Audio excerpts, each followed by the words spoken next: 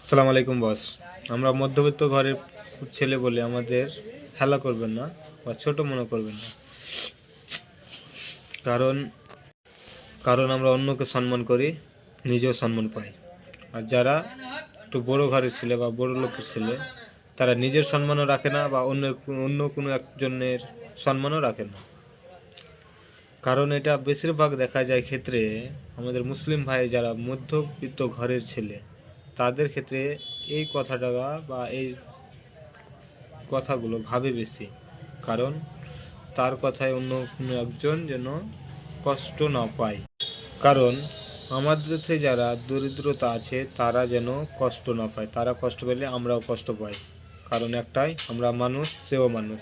তার হাত পা কাটলেও লাল রক্ত বের হবে, আর আমার হাত পা কাটলেও লাল রক্ত বের হবে। তার জন্যই অন্যকে সম্মান করো, নিজের সম্মান হবে, বা আল্লাহও তার জন্য সম্মান বাড়িয়ে দেবে।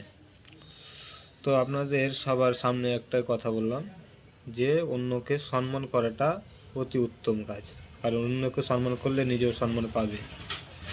তার জন্য আমার একটাই কথা যে আমাদের হিন্দু আর মুসলিম ভাইয়ের মধ্যে একটা পার্থক্য দেখা যাচ্ছে। যে কারণ হিন্দু ভাই একটু গাঞ্জা টাঞ্জা বা দারু নেশা দ্রব্য পান করে, তার জন্য একটু কন্ট্রোল কম রাখে। কিন্তু আমাদের মুসলিম ভাইয়ের ক্ষেত্রে কম দারু নেশাদ্রব্য পান করে, তার জন্য একটু কথাটা বেশি ভাবে।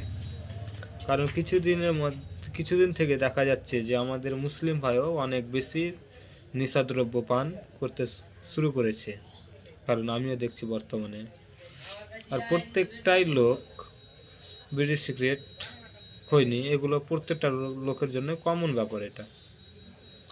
তো আপনাদের সবাইকে কথা বলছি যে এই সব জিনিস থেকে দূরে থাকবেন। কারণ স্বাস্থ্যপক্ষ উপকার লোকের জন্য ভালো থাকবেন, বা নাম একটা হবে যে ছেলেটা অনেক ভালো, কোনো একটা নেশা জিনিস পান করে না। তার জন্যই বলতে চাইছি যে খারাপ কাজ থেকে দূরে থাকবেন, ভালো কাজে এগিয়ে যাবেন, সবাই সম্মান করবে, সবাই ভালো বলবে। তার জন্য আমার কথাগুলো যদি ভালো লাগে আপনাদের, তো একটা লাইক শেয়ার করবেন এবং সাবস্ক্রাইব করবেন আমার ইউটিউব চ্যানেলটি। আসসালামু আলাইকুম।